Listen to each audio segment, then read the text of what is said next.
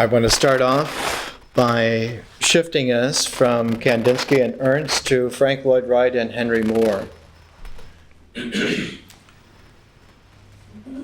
Notice that we are pursuing the same inquiry format that we have now for a year and a half. We take a pair of books as like a tuning fork, and we use them for 1 month, for 4 weeks. And then we move to another pair, a different tuning fork, a different square of attention, for another 4 weeks. And once we have done that 3 times in a row, we bunch those 3 squares into a set of 12, and we give it an indexing power of infinity by having a 13th lecture that's not in the set, but raises the set to a new level. Then on that new level, we begin with a pair of books as a tuning fork to set the tone of a new square of attention, which is followed by a second and followed by a third. And when we have a beginning, middle, and an end of squares of attention, we bunch that as a set of 12, archetypal number, 13th lecture interval to index it and raise it to another power. And on that new power level, we do this again. And we do this 4 times, so that 4 sets of 12 with indexing intervals make a whole year as a square of attention. Now we have a very powerful form. Now we have a symbolic form, which is the annual cycle unified into a single form. And with that kind of a structure, men and women like us were able to transform out of the Stone Age into the symbolic age of civilizations. But we take it one step further. We take 2 of these annual cycles, 2 of these 52-week squares of attention, and put them together. We put them together so it's a double cycle. So whereas the square of symbolic civilization used to handle and transform the circle of nature, the double square transforms the double circle of infinity into a form which future civilization can handle, and which is livable and workable and creatable by anyone who masters that particular form. This education is that form. It doesn't master the form from the outside, but from the inside, because the form is made by your doing of the education. Now, I usually don't talk this way, but you have to know that this is architecture on a very large scale. This form is good in any star system, in any galactic structure whatsoever, regardless of dimensionality. It's good for the next 15 billion years. It took a long time to get here. It's here. Enjoy it. Make use of it. So we come to a new square of attention. This square of attention is tuned by the pair, Frank Lloyd Wright, architecture, and Henry Moore, sculpture. Now, to some people, architecture and sculpture are linked only because they both end in URE. Architecture, sculpture, and that somehow they rhyme, and that is about as far as they could go. We've seen with Kandinsky and Ernst that art is spectacularly conspicuous because it is the first time that the differential dynamic achieves form. But that a work of art is not an integral form, but is a differential form. The difference is that the experience in an integral mode leads to a point of realization. Integration ultimately leads to realization, whereas the process of differentiation leads to further openness. If you were to mathematically plot integration as an abstract movement, it, in its culmination, optimally would always end in zero. Whereas differentiation, optimally, abstractly, would always end in infinity. One is 1 0, the other is a double zero. It's very easy. Rule of thumb.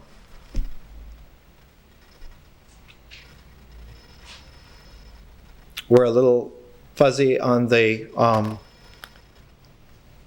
good-bad thing. It's bad to mistake 0 for infinity because the one is an implosion to a vanishing center. The other is an explosion to an unbounded openness. It's easy to mistake them because they are transposable one with the other in terms of reality. Any logical, any mathematical expression that functions with 0 can function with infinity substituted for it. And the expression will still carry itself quite accurately. If you look at the most universal language yet developed by human beings, the universal language of calculus, it has two different forms. There's an integral calculus and a differential calculus. The one deals with the way that there is a relationship between 0 and 1. The other deals with the relationship of the way in which 1 and 0 operate. There are infinite limitations that are real, that can be quantified, that can be found in between those two liminals, 0 and 1. That infinite range, which nevertheless can be specified exactly, is the field of archetypal intelligence. When we come to art, art as a differential form handles experience differently from the way in which an integral form handles it. There are two integral forms that we've dealt with. One is the body, the other is the mind. The body needs to pull nature together. The mind needs to pull language together to make it stick. The old way in which the early Greek philosophers used to teach is that they would draw these diagrams in the dust and then clench their fists and say, "Did you get it? Here are the diagrams. Here's the understanding of it. It resides in you." The movement of nature comes to a focus and an integration in your body. You feel it. Is your existence real to you?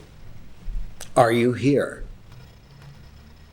Martin Luther, in his autobiography, called it, "Here I Stand." So there's a stance, there's a stasis, there's an existential oomph, and the body records that. So too the mind. The mind understands, the mind gets it. The idea comes into clarity, it comes into unity. It's there, one gets it. Both the body and the mind are integral forms, But a work of art is a differential form, and so it distributes experience radically different from the way in which the body or the mind record experience, distribute experience. A work of art, when it functions as art, continues to open up. It doesn't pull together and then that's it. It opens up and then it continues to open up and that's it. So that a differential form, if we were to use colloquial language, frees us in a renewable resonance forever. The old aesthetic way was that you could never exhaust talking about or experiencing a work of art. And one of the proofs was that if you look at a supposed work of art, a painting, a sculpture, architecture, music, if you can come to a point of exhausting it, where you're not interested in going any further with it, then it's not a work of art. It's a clever pastiche, it's an interesting object, it's a nice sketch, it's a model, it's somebody's idea, but it's not a work of art. That you could return to a work of art many times during the course of a long lifetime, and this work of art will be different. You can listen to the Jupiter Symphony of Mozart at 16, at 40, at 90, and it will have different facets which open up to you. A work of art is a differential form, and its operative energy is further openness. So too, the second differential form that we will come to at the end of this year is the cosmos. The cosmos itself, not the universe, but the omniverse. The cosmos is constantly evolving and changing and creating and is always ever new. It never has a defining boundary, whereas an integral form always has some kind of boundary which gives centeredness. Whereas a differential form may have a quality of seeming centeredness, but when one looks at it, the center is not really there. What operates is what in astrophysics is called a barycenter. It's the supposed center, but it's not the actual center. And the barycenter is there because of a pair, a polarity, a complementarity, which mutually generate this supposed focus, which is nothing in itself, only the imputed focus of this generative, creative complementarity pair. So that the boundaries of a differential form are always enlarging, changing, creating, exceeding what you thought they were, what you thought they could be, what anyone thought they were, what anyone thought they could be. A differential form is like the Taoist Tai Chi. An integral form is like the old Paleolithic star. The Paleolithic star are all the lines that come to a single center, and that single center is there by a dot. When one looks at the earliest catacombs, Christian catacombs under the city of Rome, when the Hellenistic Jewish cosmic vision was so fresh and new before people became institutionalized into all the integral forms that the committees had, when there was a complete differential visionary experience, one finds poignantly in the art of those earliest catacombs, Whenever there is a major figure, a Moses or a Jesus or an Orpheus, whenever there is a major religious figure gesturing to the operative center of the vision, there occurs this Paleolithic star, the dot with the lines coming out from it. Now, no one recognized this as a Paleolithic star until the late 20th century. It was always taken to be a symbolic star, the star over Bethlehem for the birth of the Messiah, the star of the angel of the presence in the divine vision of Moses, the star of the mystical Hermes guide for Orpheus. But in the late 20th century, a French thinker who was at once a paleontologist, an archaeologist, and an artist, André Leroy-Guérin, took a survey of all of the prehistoric Paleolithic cave art of France and Spain, and he took all of the abstract lines that appeared in all of these works and collated them together. And he found that when you brought them all together, that you could make a composition, which he called the Paleolithic star. That all the subconscious abstract marks in Paleolithic art, garnered and put together, constitute a recognizable archetypal figure. And it's the same star, it's the same Paleolithic star that occurs and reoccurs in the very earliest so-called Christian art, so-called Hellenistic Jewish art. And it appears exactly in caves, only instead of caves in the Dordogne Valley or caves in the river valleys in Spain, they appear in caves under the holy city of Rome, the eternal city of Rome. So that there's an alignment, so that art is so utterly honest that after 30,000 years, whenever men and women make caves for the ultimate transition from life through death to a new life, whenever that ritual scenario is integrally put there together, they come up with a very similar archetypal symbol, that visionary Paleolithic star that carries them through. And that if you look at that kind of star and you recognize that this is a star, this is an integral form, one sees that even the word star in Latin, we get the term asterism. That is to say, a constellation of stars into a figure. Orion, the Pleiades, Libra, Cassiopeia, whatever. These asterisms, these gestalts, are a way in which the integral experience of the body and the mind are transformed and resonated out into the heavens, resonated out into the night sky.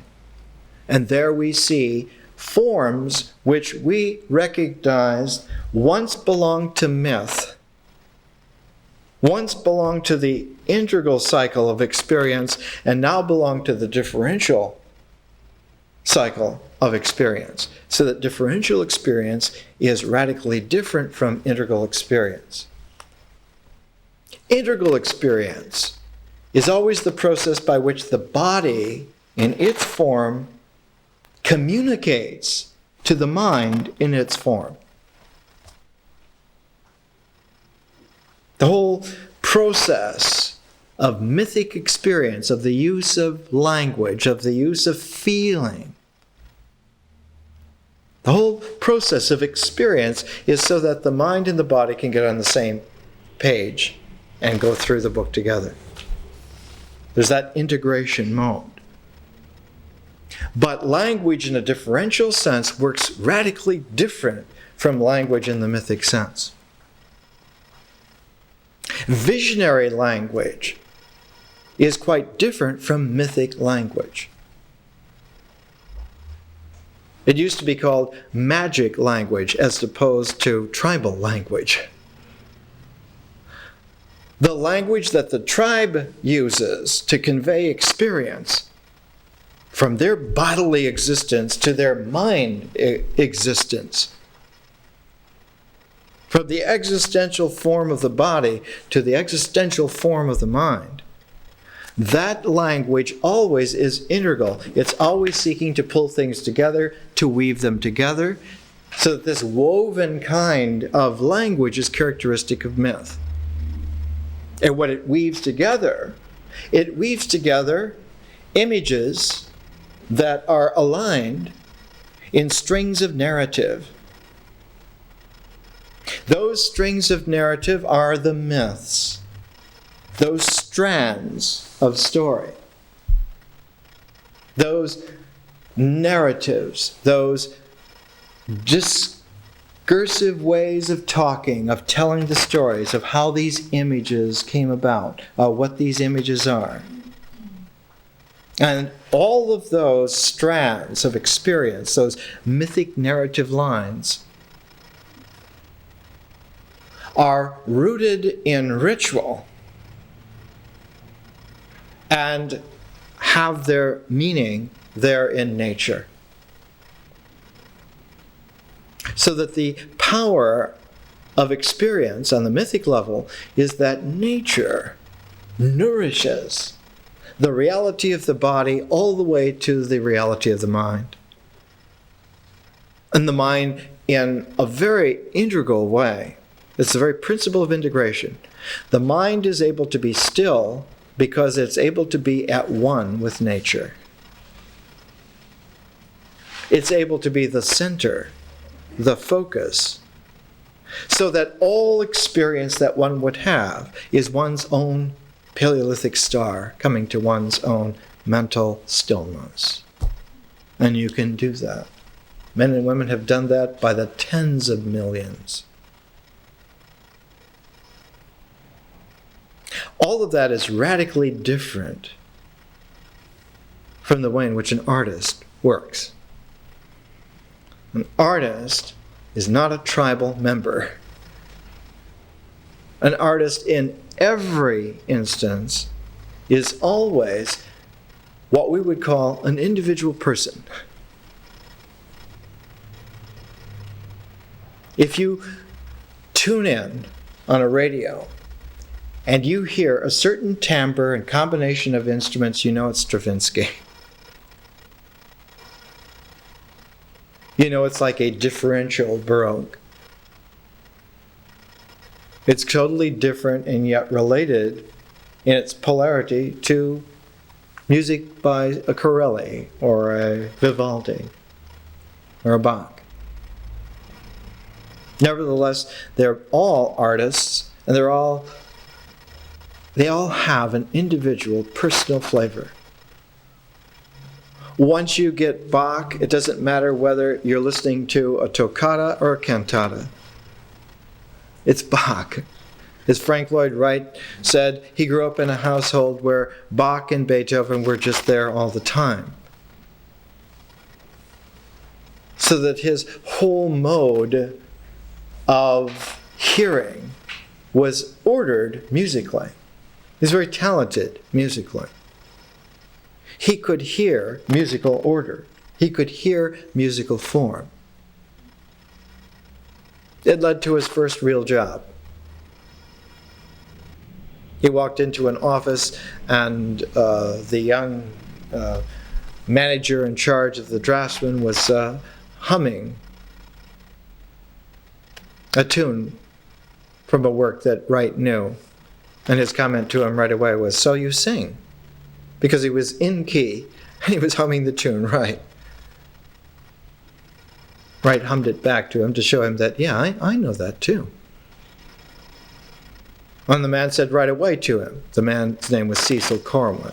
This is in Chicago in the 1890s. In fact, earlier, 1880s, 1887. And Cecil Corwin said to the young Frank Lloyd Wright, he said, "Oh, I see that you're a minister's son." And Wright said, "Yeah, that's true." And Corwin said, "Well, I am too." And he said, "Almost everybody in the office is too." He said, "You should fit in here." And Wright said, "Yeah, I should. I'm broke." Corwin said, "Well, how much money do you have in your pocket?" And Wright said, 20 cents. He said, "Have you eaten today?" Wright said, "No, I haven't eaten today." "Did you eat yesterday?" "No, I didn't eat yesterday." And Corwin said, "Well, you better go in and get the job, and then you better come down with me, and we'll go get some food." And Wright went in, got the job. He'd been wandering around Chicago for almost the better part of a week. He'd gotten there was $7, and he was down to 20 cents. And if you don't eat, or you don't go anywhere, don't do anything, why, you don't spend any money, but you've run out of time.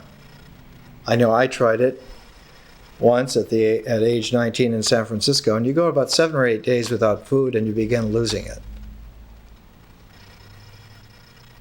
I mean, it's not like you panic or you go wild or something like that. It's that physiologically you notice that there are spots in front of your eyes because the cells are dying in the retina. That you don't sleep anymore because the body is so flattened out that it doesn't even respond to a cycle of sleep and wake anymore. And you realize that you're on the edge. That a little bit more, and that it's not going to be very nice to come back because you're going to be impaired permanently. Well, Wright was almost there. Not quite as stubborn as me, but almost there. He only went 4 or 5 days. When he got his first meal, it was browned corned beef hash, and he said ever after in his life, whenever he became depressed, he would eat browned corned beef hash and he would feel okay. He'd feel just fine. The way I came out of it, I found out that there was a tax refund check waiting for me in a East Bay city called Pittsburgh, out by Antioch, Pleasant Hill, Walnut Creek. Only I had to get there. And I was so weak and so dazed that I realized that I had to hitchhike there, but there was the San Francisco Bay Bridge. And I was so far gone physiologically that I couldn't find a place to hitchhike because I couldn't find an entrance to the San Francisco Bay Bridge. There it was about 30 stories above me, and I couldn't find a way to get onto it. And it took me a whole day to find an entrance. And peculiarly, as soon as I did, I got a ride. But it only went to the other end of the bridge because they were going south to San Leandro. And so I got off, and I had to walk. And I finally ended up walking all the way across the city of Oakland. It took a day and a night. And finally found an entrance to the freeway that goes through the tunnel that goes to the East Bay, over to Contra Costa County. And I remember thinking to myself, I may die on the road. But I finally did get there. It was a beautiful thing. When I got the refund check, the first thing I did was I bought a pack of cigarettes. When you're 19, you're not very practical. You need something to calm you down before you get life. Wright, in his experience, was always attracted to the differential qualities of art. He never liked the integral saneness of doing things easy, doing things the way the tribe would say was right. He was a right which was different from being right. He was right. In fact, his autobiography begins with a very curious thing.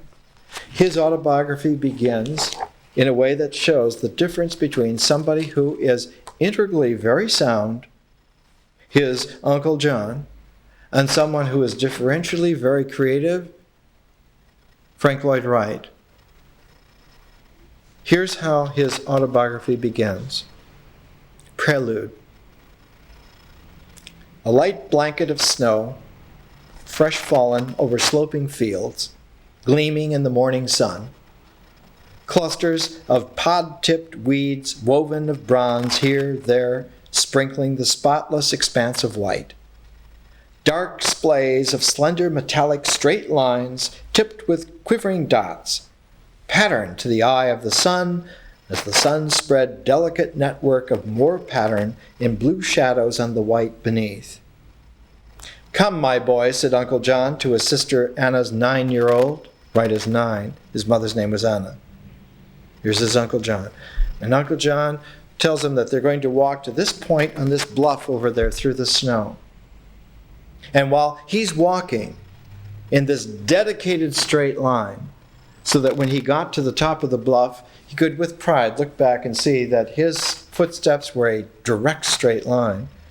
Wright's footsteps were all over the place because he was going gathering these beautiful abstract shapes of the pods, of the weeds.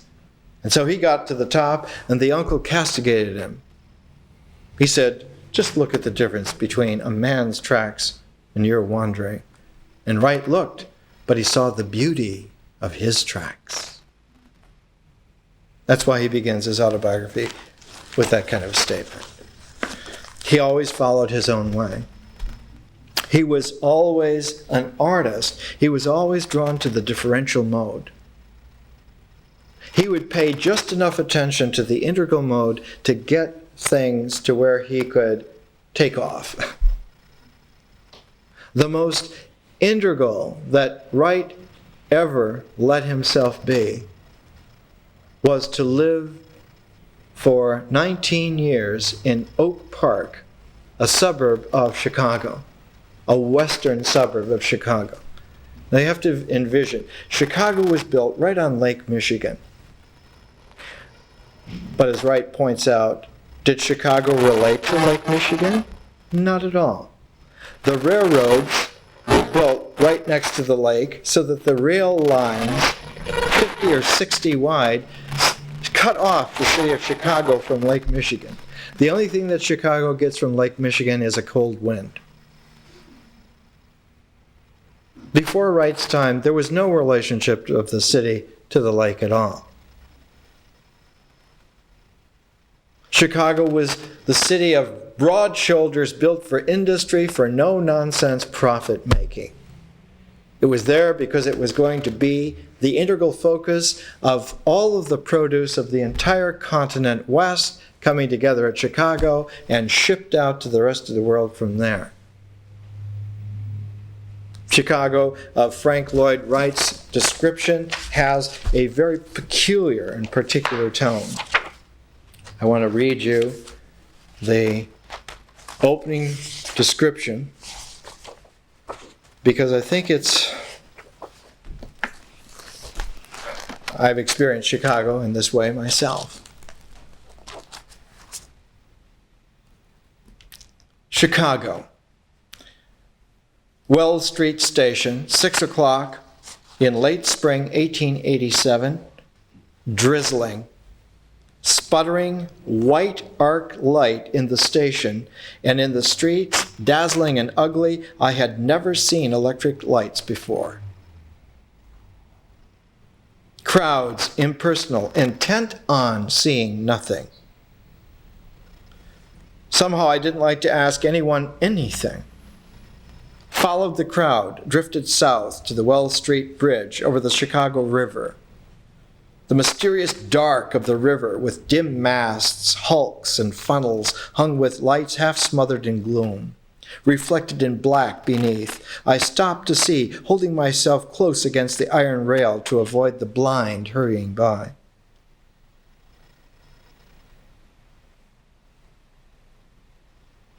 Got onto the street again, finding it colder, raining harder. Drifted south, turned left, shivering now in front of the Chicago Opera House on Washington Street. He goes into the opera.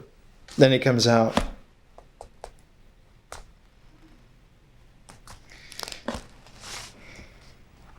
There were glaring signs on the glass shop fronts against the lights inside, sharp signs in the glare of the sputtering arc lamps outside. Hurrah signs, stop signs, come on in signs, hello signs set out before the blazing windows on the sidewalk, flat fences lettered both sides man high, hanging out across the sidewalks and lit by electric lamps coming from extravaganza. Here was the beginning of phantasmagoria. Chicago in 1887. Wright had grown up in a very cultivated Welsh cul-de-sac of southern Wisconsin. A valley. His ancestors had come there, and they called it the valley. It was their valley. This beautiful little valley that eventually he built his first great home, Taliesin, there. Spring Green. All the little towns around there have very plain names, Hobbit-like names, Tolkien Shire type names. Just indicative of the place. Spring Green. He went from growing up in that kind of environment. He matured at the University of Wisconsin when Madison was still a little tiny town. The only thing that was there were the two domes, the state capitol and the University of Wisconsin, separated by one long street, State Street. And the town on an isthmus in between two fairly large lakes, Lake Mendota and Lake Monona. The Capitol building set right in the middle of this isthmus between the two lakes, and the university wrapped around part of Lake Mendota. Towards the end of his life, when Wright wanted to really give a gift of vision to Madison, Wisconsin, he designed a huge terrace. The Monona Terrace project was going to be several miles wide in this huge arc of modern buildings and everything going out over Lake Monona. And 37 years after he died, the city of Madison approved funds to build it, some 60 or 70 years after he designed it, and they're now building the Monona Terrace in Madison, Wisconsin, designed by Frank Lloyd Wright. So all of his great buildings are yet to be built. The buildings that were built in Wright's lifetime are only a fraction of the buildings that will be built in the 21st century. Wright was the kind of differential thinker that when people challenged him to build high rises instead of low prairie houses, instead of low buildings that gave this kind of rock-led shelter, he designed a skyscraper that was 530 stories high. A mile-high building that was so huge and so expensive that no 10 construction companies could have afforded to build the thing. And he designed it like a huge tree with a taproot going down several hundred feet into the bedrock of Illinois. You can build very high buildings in Chicago because you have a lot of bedrock like Manhattan. You can really root a building. And nobody's built the mile-high building yet. They're a little squeamish after 120 floors. Wright was this kind of differential artist because he understood that a work of art, when it functions as art, opens someone up continuously. That instead of an integral experience is a differential experience. Instead of a mythic language that's spoken by the tribe, a work of art speaks a visionary language. It speaks a magic language that transforms.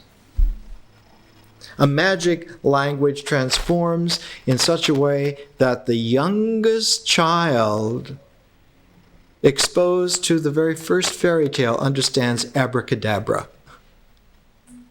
No myth in the world ever had a word like abracadabra in it. Abracadabra is a magic word that transforms. A myth integrates, whereas a magic language differentiates. A magic language form is like the fairy tale. The fairy tale transforms. The fairy tale as a differential form does not integrate, but it opens out.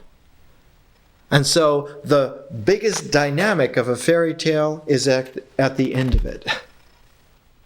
Because the fairy tale, though it may be very short, it has an infinite resonance. And you can have a very large fairy tale, like Lord of the Rings by Tolkien. And its whole import, its whole thrust is right at the very end, and the resonance of that point at the end is a point of infinite transformation. Everything is different forever. A fairy tale ends with the phrase, "and they lived happily ever after." The emphasis not so much on happily, but on the ever after, infinite life. So that a differential form opens out to the reality of the cosmos in its ever-evolving, creative eternalness. So that the human person, as a differential form, is quite different from the member of the tribe. In fact, they are diametrically opposite and opposed. And Frank Lloyd Wright, as an artist, very early on, never made the mistake of trying to be a member of the tribe, a member of the clan, a member of the group. In fact, the whole family had this peculiar kind of tradition. They had a 3-line, black line, symbolic figure, which was an old Druid symbol, and the motto was "Truth against the world." That if the world tells you that you're different from us, you tell them that's right. I'm the one that's right. You're all wrong. Truth against the world. Wright characterized himself, he said, "Very early on I had a choice between hypocritical humility and honest arrogance, and I've never regretted my choice." It's this kind of equality that Wright had. When he built his first house in Oak Park, Illinois, Oak Park was known as Saints' Rest because there were so many churches and quiet streets and houses that were just middle class at the time. Oak Park was not only the home of Frank Lloyd Wright, but his wife, Catherine, was best friends with Ernest Hemingway's mother, because Hemingway grew up in Oak Park, Illinois also. It was the western suburb of this terrible city of Chicago that faced the openness of the prairie, that had this feeling. One of the contiguous suburbs to Oak Park was called River Forest. So you had these nice tree-lined streets, the trees that arch over the streets and the branches intertwine. So you have these tunnels of beautiful trees, and you have all of these beautiful lawns and beautiful houses. And most of those beautiful houses that are there in Oak Park were built by Frank Lloyd Wright. He built dozens of fine residences in Oak Park. But the first house that he built in Oak Park was his own first house. And he had carved on the wood lintel of the fireplace, "Truth is life." And he said as soon as the house was built and he saw that motto, he realized that it should have as well said "Life is truth," but it was too late, it was already up. He built the first house because he got a loan to do it from his employer. Not his first employer, not Silsby, who had his Cecil Corwin as his manager. Wright worked there for a few months, and then one day one of the men in Wright's office came in, a guy named Wilcox, and said, "Frank, there's an opportunity. They need a crack draftsman over at Adler and Sullivan, the big firm in Chicago. In fact, the big firm in architecture in the United States at that time. They were building fantastic new buildings. Adler, Dankmar Adler, was built like a tank.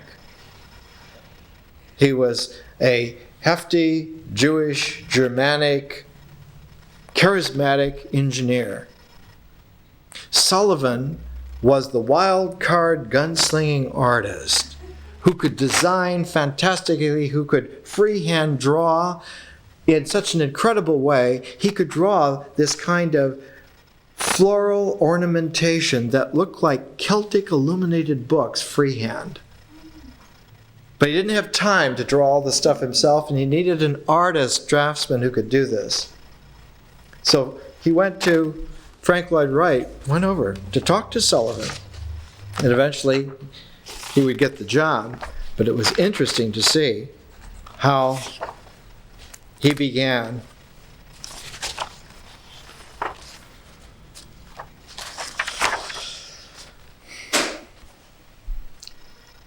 I guess we have to take a break. Our machine's just cut off.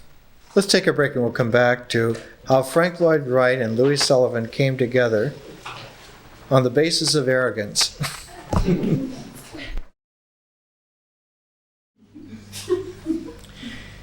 Here's Frank Lloyd Wright's recording of how he and Louis Sullivan had their first conversation. You have to understand, Wright is only 20 years old, and Sullivan is the top creative architect in the United States.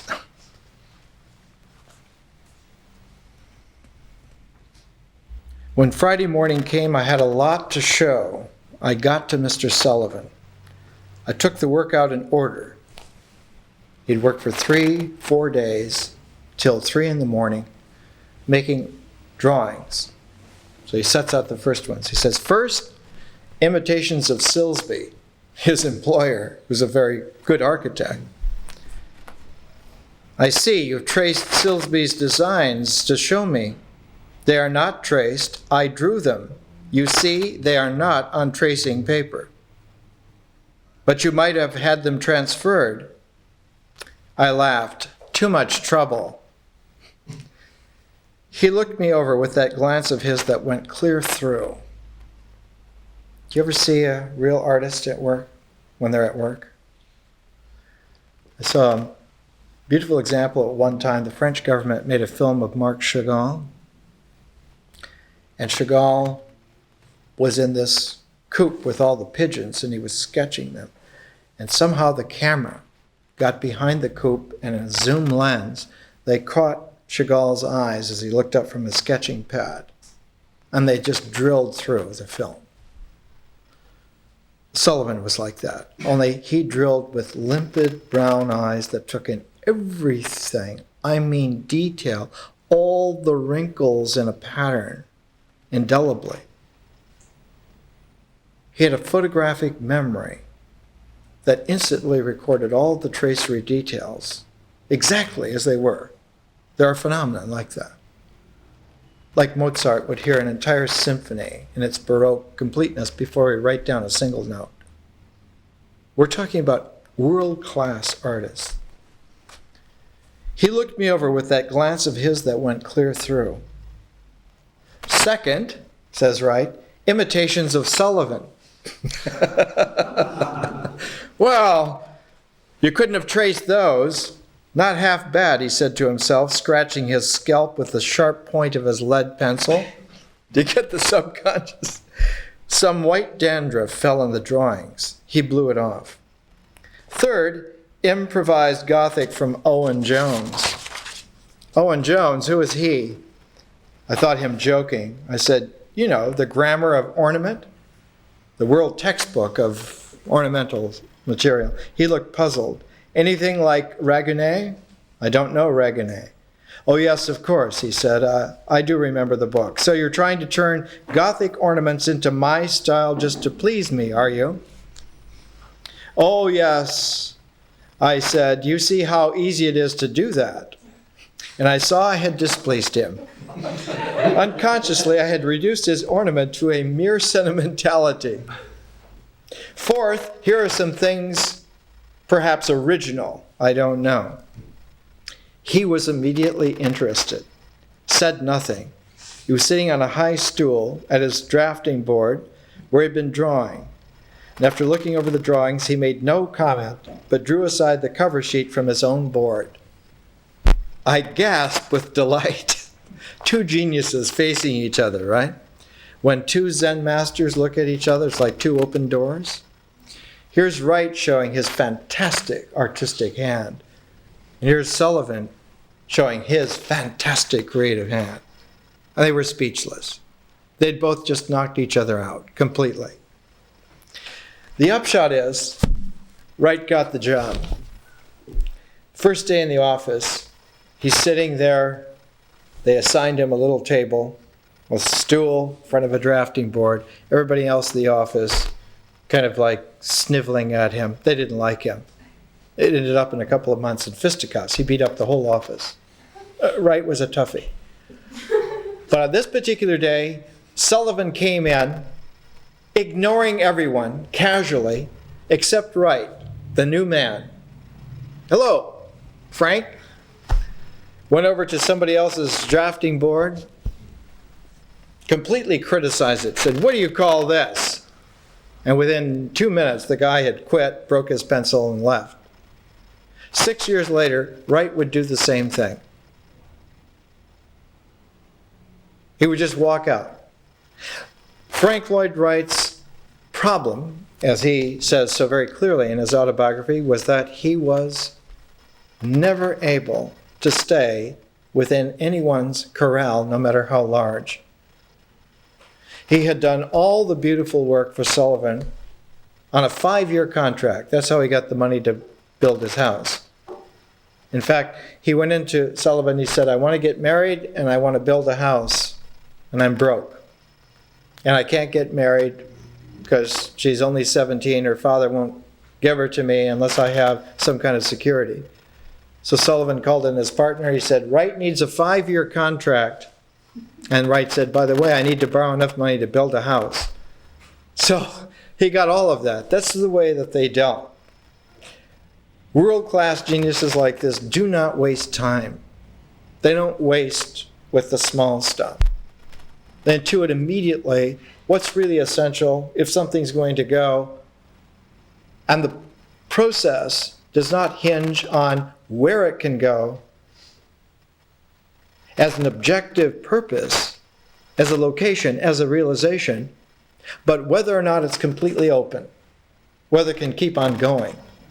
What an artist looks for is, can it just continue? Is it open enough to continue to do? That's worthwhile. One explores an open field. One is not interested in a closed field if it's fenced. If the landscape is the King Ranch in Texas, 1 million acres, and it's fenced, the artist doesn't want to be there. He wants to be out where it's unfenced. He'll make his own world. Thank you very much. The artist makes his own world. He makes his own realm. And curiously, nature moves over for an artist. She welcomes this kind of attention. Nature, because it's a process, because she is a process, she welcomes these advances. She welcomes the creativity of an artist who's making their own world. Is a female artist, Father Nature welcomes that she's making her own way. She's doing it her way, and nature recedes to the extent that that artist wants to make her way. One of the short films that we have is an hour-long film on Georgia O'Keeffe. George O'Keeffe, who found a landscape that allowed her to grow infinitely. The landscape in northern New Mexico. Once she got the feel for her infinite growth, she could then go and live in New York City for a while, and New York City welcomed her. But welcomed her as a natural place. She saw New York City skyscrapers as if they were buttes in northern New Mexico. She was not daunted by the fact that this is headquarters of World Corporation A. She lined up all the headquarters of World Corporations A through M and N through Z and made a moonrise or a cloud just above that canyon. In one canvas, she put a frame around New York City as a culture and opened it up as a work of art forever to anyone who could see, anyone who could experience, anyone who brought themselves there. In a way, a work of art is an altar of freedom, and you bring yourself there not to worship by some liturgy, but to open up the experience of the holy indefinitely. It's completely different. It's something that one cannot mistake. On the side, on his own time, Wright began designing houses because Adler and Sullivan built buildings. They built skyscrapers. They were the first to build tall buildings and make them tall. They had big commissions, the Chicago Auditorium, etc. They did not build residences, but they had rich clients who demanded sometime that they have a residence. They threw these crumbs to Wright. And so the young Wright, he's in his early 20s, started designing these houses. And his houses from the get-go were for the very wealthy, very cultivated, very particular. So Wright's sense of a house was that it was a complete world for such a differential person. He naturally saw himself in that way. His first house that he built was himself, for himself. And so the only way that he knew how to do it was to build a house as if he were that person, and he was building a house for himself as that person. Sullivan found out after about 5 years of doing this that Wright was building houses on his own for people that hadn't come through the office. And he demanded that Wright apologize for this. Employed by me. Wright said, I'm employed by you, but I designed for me. And left. And he never saw Sullivan again. He loved Sullivan. He called him Liebermeister, my beloved master, because it was the first time that Wright found someone who was like himself, on his level. Sullivan wrote a series of architectural monograph sections that were gathered together, and they were gathered together as kindergarten chats. When you read through them, you realize what a fantastic level of intuitive genius that Sullivan had. But he called these kindergarten chats because he was talking to people who were on kindergarten level. They weren't ready to hear what a mature architect would say. And so they didn't get to hear it. Wright had a very similar kind of an arrogance, except that Wright, unlike Sullivan, was able to continually open and redo his personality. Sullivan ended up as a drunk alone in a hotel room, absolutely broke and friendless. Wright went through that phase maybe 10 or 12 times in his life and always emerged on the high side, always came back. Frank Lloyd Wright outlasted several deaths of himself in his life. He was dead, done, and finished. No one wanted to hear about Wright ever again, several times during his life. His own personal house, Taliesin, was burnt to the ground twice. One by a madman who murdered the woman that he was living with and going to marry and had fallen in love with, and murdered 6 other people that day with a hatchet. Wright survived every kind of termination.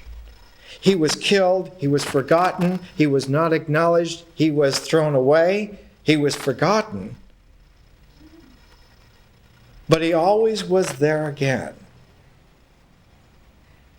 And when he finally died at 92, his office was as busy as it had ever been in his life, and he had new projects on the board that people had never even seen before. In the couple of years following his death, his office completed more architectural building than he had done in his whole life. The Marin County Civic Center, some of the other buildings around. Here's an example of Frank Lloyd Wright at the age of 34, writing on a very particular subject. It's called The Art and Craft of the Machine. He wrote this as a lecture that he gave at Hull House in Chicago, March 6th, 1901. Hull House was run by Jane Addams, Addams. Jane Addams was one of the great social geniuses, not a society woman, but a reformer.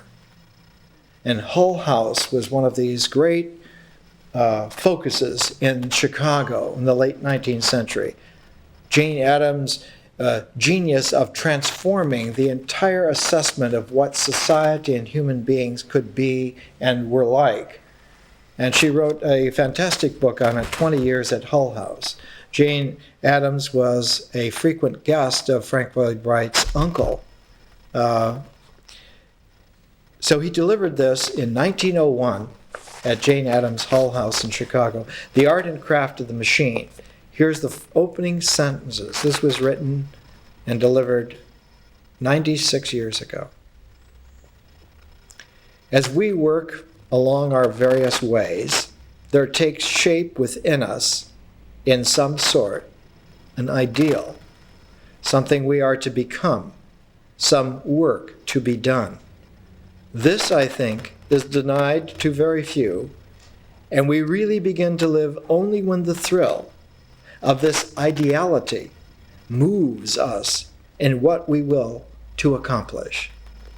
In the years which have been devoted in my own life to working out in stubborn materials a feeling for the beautiful, in the vortex of distorted, complex conditions, a hope has grown stronger with the experience of each year, amounting now to a gradually deepening conviction that in the machine lies the only future of art and craft, as I believe, a glorious future. That the machine is, in fact, the metamorphosis of ancient art and craft, that we are at last face to face with the machine, the modern sphinx, whose riddle the artist must solve if he would that art live, for his nature holds the key. 96 years ago. It's very difficult to appreciate, at the end of the 20th century, what a catastrophic challenge the machine was at the beginning of the 20th century. If one looks at the 19th century as a set of 10 decades and plots massively the strategic movement of human consciousness through the 19th century. I did it once about 15 years ago. I took more than 300 individuals of the 19th century and traced in order the wave of the evolution of consciousness through the 19th century. What one comes up with is a progressive dematerialization of the basis of conviction. At the beginning of the 19th century, in 1800, people were still convinced that real estate, property, was the foundation of society, and that things were what you had. And progressively through the 19th century, the development especially of science, of physics and mathematics and art, led to the progressive dissolving of the certainty of those forms. Impressionistic painting, the Maxwell field equations of electromagnetism, and by 1900, 100 years later, the world looked as if there was no certainty in things whatsoever. And here, out of that quagmire of dematerialization, came the most threatening thing of all. An asymptotic Frankenstein. Frankenstein was a superman that challenged the world, but the machine promised a super world that challenged anyone. It's one thing to have a Frankenstein monster as a flawed super being that you could fight, the alien, the mutant. But how are you going to fight a whole planet that's become machine? A whole super civilization that ignores individuality. Wright was one of the few artists who stood toe-to-toe with this terrific specter and welcomed the challenge,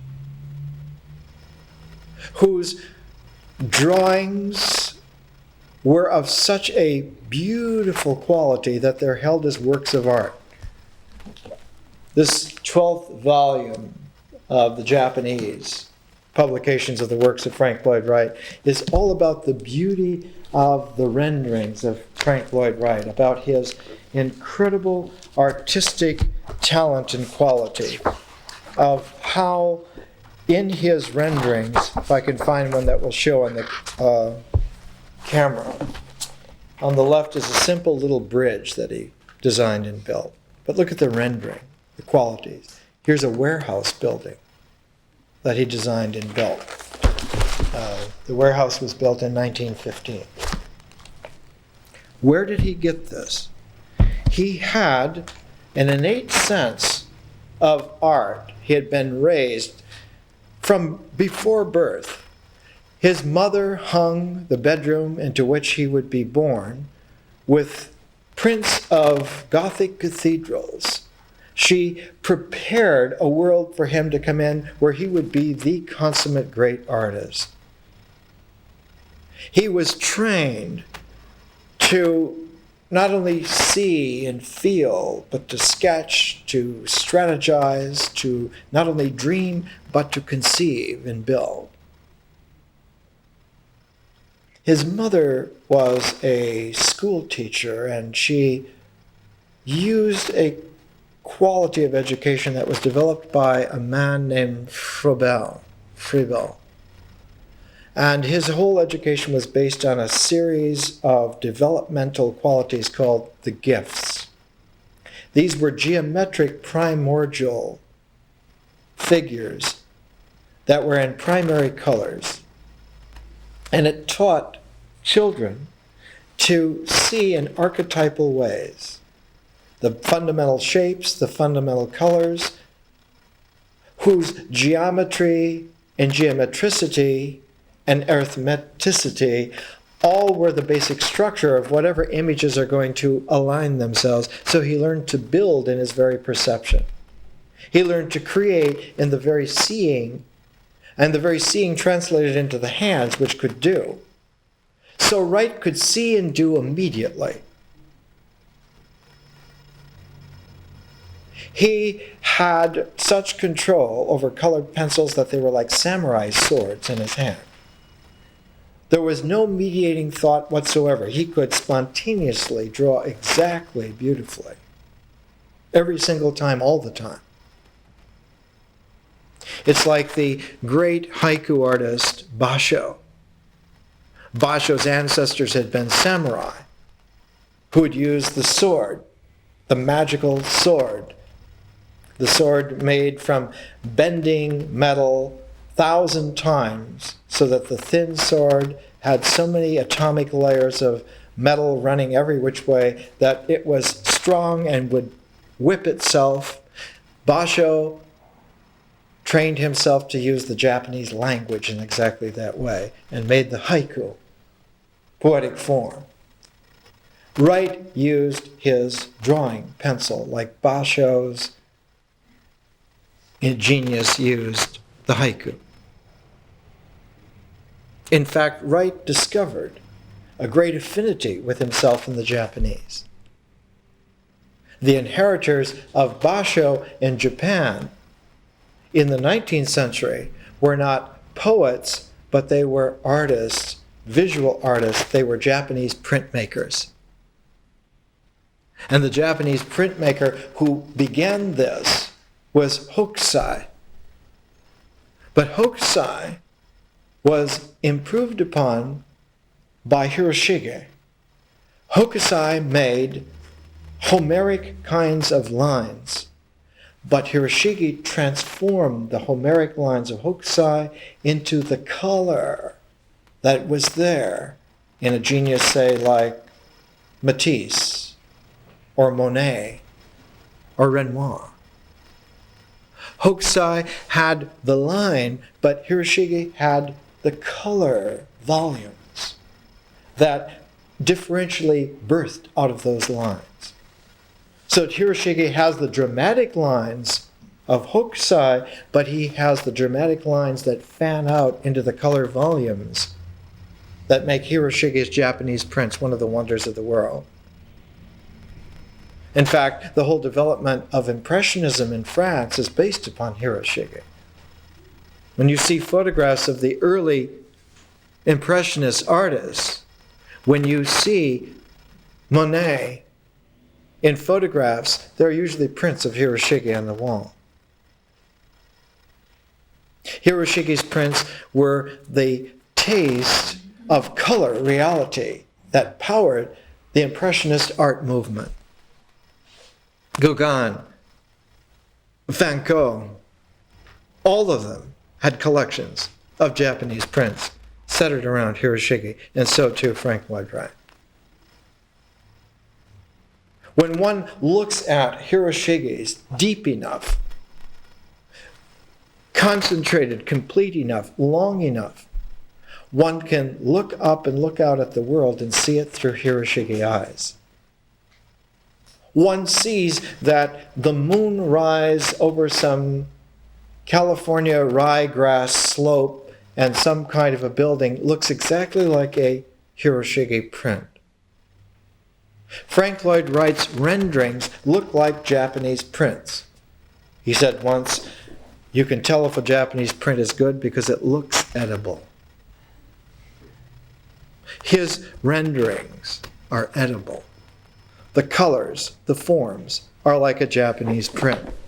You get a quality sometimes where a Wright rendering of a house is so beautiful that you can hardly stand the fact that you don't own it, that you don't have it.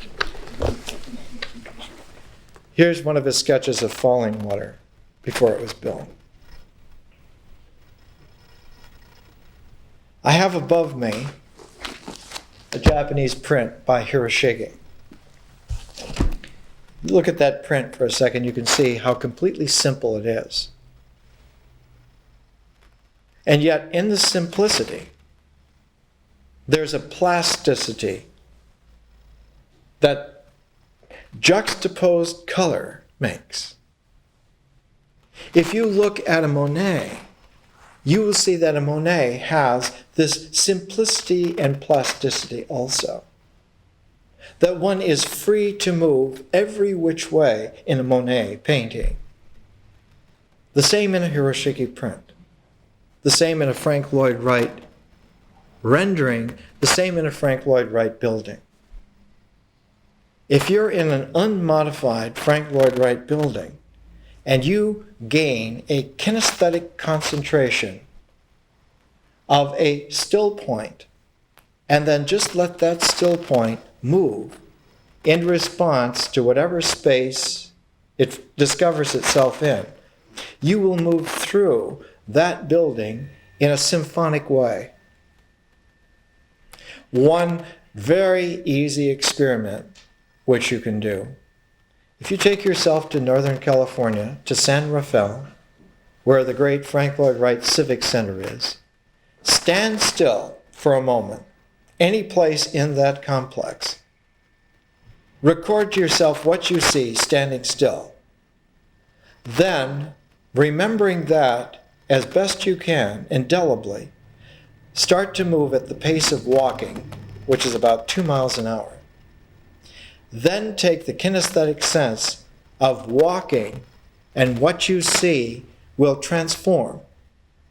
Exactly what you had seen in a certain composition before, which was a composition, now lifts itself off the page, and the composition becomes a ballet. What you see becomes, instead of a still photograph, a cinematographic, a kinematic movie in which you star. The building itself allows you to play. Frank Lloyd Wright's Marin County Civic Center allows you to play at the pace of walking. At the pace of walking, the building unfolds its wings and flies with you and carries you in a world that moves at the pace of walking. It's a building that cannot be seen in photographs. And if it were to be filmed, it would have to be filmed so that the camera moves at the pace of walking. Why? Because the pace of walking in a civic center was to Wright the whole archetypal proportion of why that building is there. It's there to serve people on the move. It's a civic center. It's not there as a monument to the politicians. It's there as a focus of exchange of the citizens in their own center. It's a roundhouse for all of their activities, their movement, symbolized by the pace of walking. If one takes another kind of indexing, Wright loved geometry. He'd played with the Froebel gift since he was a child. He was a genius. Like William Blake, he could envision transcendental forms. He could learn to see, for instance, he could set his sight to see at an angle of 30 degrees. So that everywhere that he looked, he would see in multiples of 30 degrees. If you go to Dallas, Texas, the Kalita Humphreys Theater the entire structure is built on angles of 30 degrees. And if you set your experience to be 30 degrees, and then you walk through the Kalita Humphreys Theater, it opens up like a Baroque composition, like a Bach cantata. Every single angle of every single thing is 30-degree multiples and plays with that. But there's another proportion working. Wright thought the average human height was 5 feet 8.5 inches. Men, women, all ages, that the average human height, so he designed his buildings with that kind of modular, always there, 5 foot 8.5. So that where someone would stand, where someone would sit, where someone would lean. They used to make a lot out of Le Corbusier's modular, the golden mean. Very few people have ever taken the time to index the proportion of Frank Lloyd Wright's structures on the golden mean of 5 foot 8.5 inches. It holds like the 30-degree angle, or some buildings are 36 degrees.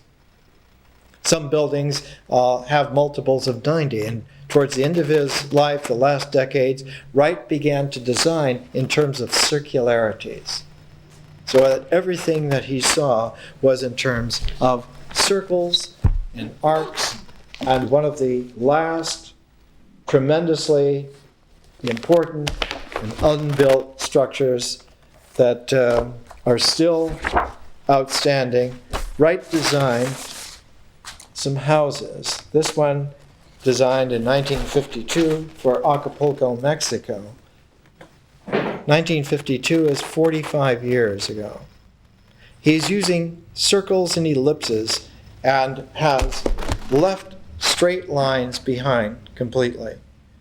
He built and designed an interior of Beth Shalom Synagogue to look like a crystal structure that one would have out of a vision, or the interior of the Johnson Wax building out of glass tubings to give the translucent iridescence of color, so that you cannot tell what color walls are, because they're not any color, they're an iridescence, and because the iridescence is carried by glass tubing, as you move, as you sit or stand, the proportions scintillate, so it looks like a rainbow fire in the interior of the structure. This was built 1936, over 60 years ago.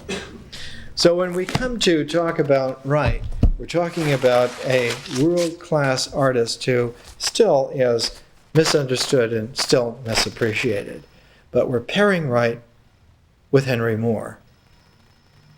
And Henry Moore is the founder of abstract sculpture. But the most important thing to immediately understand is that Henry Moore's abstract sculpture belongs in nature. He always took care that his sculptures, abstract as they were at home in natural settings. Not only the nature of parks and landscapes, but he was particularly challenged towards the end of his life. There was a great exposition held in the city of Florence, Italy. And Wright was very glad to have some of his sculptures displayed with the city of Renaissance Florence in the background. He was overjoyed. And while he was there in Florence, showing everyone that his sense of nature complemented his abstraction. I have a series of slides I'm going to show you perhaps next week or the following week. Wright went up to northern Italy to the mountain quarry of marble that Michelangelo had used, Carrara.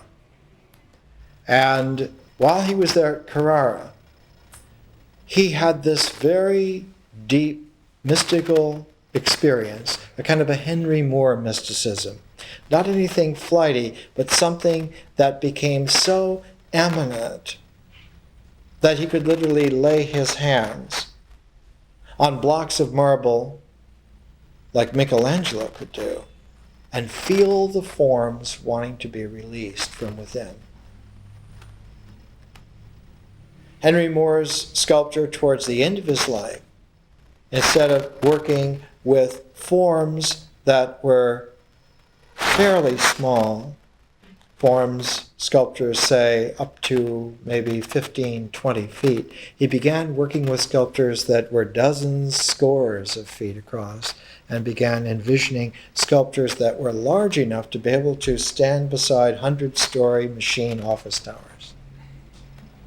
That they would be able to hold their own vis-a-vis any scale of modern machine civilization. So that Frank Lloyd Wright and Henry Moore are a pair of artists that stood toe-to-toe with the machine age, toe-to-toe with the mechanistic scale of power, toe-to-toe and winning in the way in which the challenge of a technocracy that would bury us forever if we stayed on the tribal level. When you can manipulate genes and molecules and atoms, tribal members have no chance whatsoever for health. You will be exactly as you were planned, as you were programmed. So that Wright and Moore also are protagonists of the artist as hero taking on the dragon of technology, the dragon of the technological future that would turn everything into an Alphaville, into a HAL 9000. And dealing with it, not to kill it, but to transform it. For one does not have to kill the dragon, sometimes you can tame it. When you tame the dragon, then you're able to ride. Like in Dune, when the great sandworms of Dune are tamed by the freemen, then one is able to be at home on that planet. Or taking you back to the 1930s, when Alley-Oop is able to tame a dinosaur, then Denny becomes his friend and his ride. And he's able to have all kinds of interesting adventures. From Paul Muad'Dib to Alley-Oop, it's a question of sometimes taming the dragon rather than killing it. This is a very Taoist way. Lao Tzu does not kill the Tao in order to have Te. Man does not have to kill the intuitive transpersonal in order to be himself. He doesn't have to squelch the monumental so-called unconscious in order to be real. All of this can be brought into play together. One of the most interesting books ever done on Henry Moore is by the great Jungian psychiatrist from Tel Aviv, Erich Neumann, published in the Bollingen series. It's entitled The Archetypal World of Henry Moore. And in it, Neumann points out that at the very root of Henry Moore's art is a relationship of mother and child. Mother and child in terms of sculptural forms. And very early on in his life, in the 1920s already, as having come from the Midlands of industrial class England, Wright grew up in a town where there were no trees. There were just dirty brick row houses, street after street of the workers in the mines. The largest structure in town was a slag heap. Moore came out of this, one of these kinds of solid, no-nonsense school teachers, kind of burly arms. He always favored dressing in dark blues, grays, maybe a little black. He almost looked like a Amish artist because his color scheme was steel grays, dark blues, blacks, and maybe a thin white pinstripe. And that was it. He liked combinations of that, and that was about it. But out of this came this inordinate sensibility that what was there was related to what is not there. That whatever form one sees, the context that one does not see is related to it. Sometimes the form is the mother and the context of what is not there is the child. Sometimes what is not there is the mother and what is there is the child of what is not there. And he was shocked one time in the 20s. He saw a stone sculpture from South America, from Peru, of Chacmul, the rain god. You can see an example of Chacmul over here on Robertson Boulevard by the Ivy, in front of one of those stores along Robertson. Chacmul is reclining, and in the center of Chacmul, where the Manipura chakra would be, is a big empty circle. Emphasized because the rim around the empty circle is a big wide circle in stone, set right there at the Manipura chakra, right there at the solar plexus. It's this space, it's this sculpted geometrical space that receives the first rain, that collects the first rain, and makes of Chacmul then the archetypal, tribal symbol that the nourishing rains are going to be collected for man's life. and Chacmul as the rain god ensures that. And in fact, in the Maya and Inca civilizations, rain was always one of the great mystical adventures of creativity. The rain-making ceremonies were always of the utmost. Not the sun, but the rain. When Henry Moore saw Chacmul, he suddenly realized that the reclining woman was the recipient, creatively, of the entire space of the world. And in 1929, he made his first sculpture that incorporated this aspect. It was a reclining figure made out of brown Horton stone in 1929. I'll show you next week or the following week a sculpture on slide. Here's what Neumann reads. As we follow Moore's development, we shall see that it is always the two great themes of mother and child and the reclining figure round which his art enfolds. All other objects are only peripheral.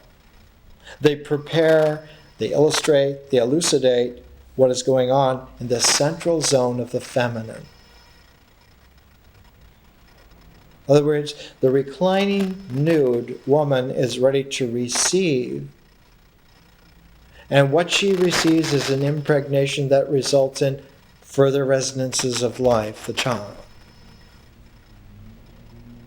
He had, in 1929, this concentration enough to see that when he made a mother holding a child like this, he immediately afterwards made a sculpture that had the mother holding nothing.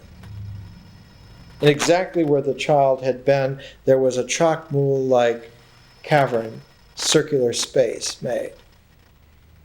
And that was the beginning of his seeing that a sculpture works with the surrounding space, and the power of a sculpture is how much of the surrounding space is brought into play, integral with the sculpture, and that integration of sculpture and space then resonated out differentially as the work of art. So Moore, like, one can hardly imagine another sculptor that had as much insight. Perhaps Rodin, who knows who else one could incorporate in that short list. Michelangelo, perhaps Donatello. The innate feel that the sculpture includes the resonant space, that the work of art is not just the stone or the metal or whatever the medium is, but the surrounding space also. And that the ability then of Moore as a transformational interplanetary artist on interstellar scale was to make sculptures so vast, controlling a space so huge that people appreciating him could walk through the space, walk through the sculptures, and become a part of it, that their kinesthetic balance and kinetic movement were a part of this sculpture. Real theater in the round, but done on a huge cosmic scale. Wright, towards the end of his life, made sculptural ensembles so large that whole groups of people could move and play within them, and they were part of the sculpture. He made sculptures so powerful that the space they included skyscrapers that were surrounding them. Like Wright, Moore was able to take the proportions of the machine-age dragon and not only tame it, but make it a friend. Next week when we come back, we'll take a look. I'll see if I can bring some slides. I'd like to show you some images of Moore and Wright. What we're doing in our education at this point is also to bring your experience out of the integral into the differential form. And for this reason, you have made sculptures that you have exchanged with other people. And next week, you're to bring those sculptures that you have redone. And we'll again look at these sculptures and exchange them a second time, because what has been redone is going to be redone again. So that one can emphasize that this isn't redoing, it isn't revising, but it's creation by phase-form differential opening out. One is not destroying a work of art or revising it or just recreating it, but one is extending the resonance of that original work into differential realms that were unforeseeable and unknown, and yet actually now are going to occur. A sculpture which has not only been reworked once, but reworked twice, so that the reworking is reworked, is called an exponential curve that leads to infinity. The most popular way of expressing this was the title that George Gamow gave to a book on cosmology. He called it 1, 2, 3, ... infinity. 1, 2, 3, infinity. Once you have that progression set up, once you have 3 in a line with an ellipsis to infinity, that expression holds openly forever. There is no way that it can ever be co-opted, truncated, frozen, ruined, because whatever happens on any scale in any dimension is artistically part of the experience of its reality. What do we say? We're saying that there is a threshold beyond which artistic man becomes free forever. That there is no possibility, understand this, there is no possibility for one's infinity to ever be co-opted ever again into some kind of version which imprisons. There is such a thing as life eternal. The hero as artist is actually a savior in the making. More next week. Thanks.